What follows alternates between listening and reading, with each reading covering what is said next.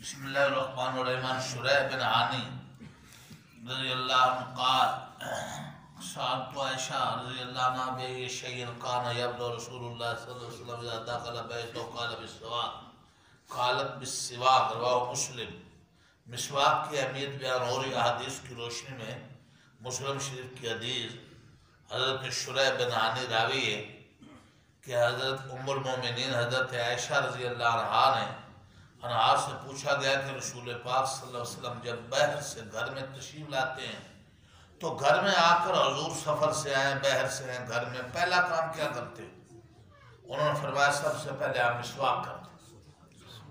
حضور علیہ السلام جن موقعوں پر مسواک کرتے تھے کثرت سے سو کر اٹھتے مسواک، سونے لگتے مسواک، سفر سے آتے مسواک، وہ نماز پڑھنے لگتے مسواک، وضو کرنے لگتے مسواک کا بہت اہتمام فرماتے تھے. ان حدیثوں سے معلوم ہوا کہ رسول اللہ صلی اللہ علیہ وسلم ہر نیند سے جاگنے کے بعد خاص کر رات کو تہجد کے لیے اٹھنے کے وقت پابندی اور اہتمام سے مسواک فرماتے تھے.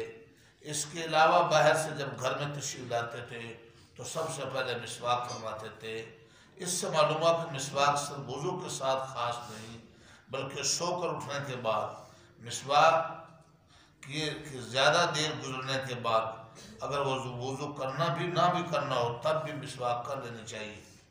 ہمارے علماء نے ان حدیث کی بنا پہ لکھا ہے کہ مسواک کرنا یوں تو ہر وقت میں مستحب اور بے اجر و ثواب ہے، لیکن 5 موقعوں پر مسواک کی اہمیت زیادہ ہے.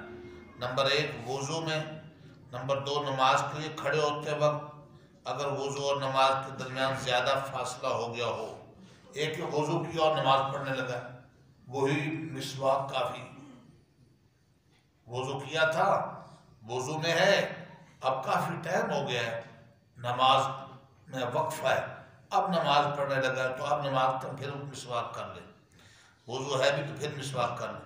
قرآن مجید کی تلاوت کے لیے سونے سے اٹھنے کے وقت جب بھی منہ سے بدبو پیدا ہو یا دانتوں کے رنگ میں تغیر آئے، میلے محسوس ہوں، تو ان 5 موقعوں پر زیادہ تاکید ہے.